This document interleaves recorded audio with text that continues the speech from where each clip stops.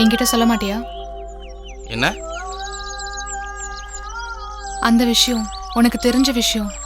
இல்லை, அதெல்லாம் ஒன்றும் இல்லை. என்னை பார்த்தா உனக்கு ஏன் அவ்வளோ கோவம்? நான் என்ன செஞ்சேன்? எனக்கு ஏதோ ஆபத்து ஏற்படுத்துற.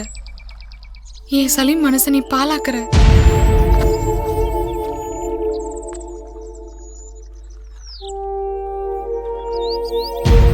நீ இன்னொருத்தவங்களை, யாரும் இல்லாத பொண்ணுங்களை கஷ்டப்படுத்துறது நியாயமா?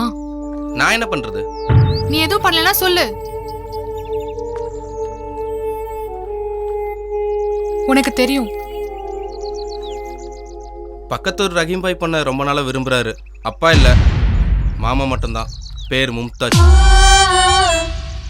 அந்த பொண்ணு சலீமை வெறுக்குது. அது எனக்கு நல்லாவே தெரியும். நாம் பேசின விஷயத்த சலீம்கிட்ட சொல்லிடாத.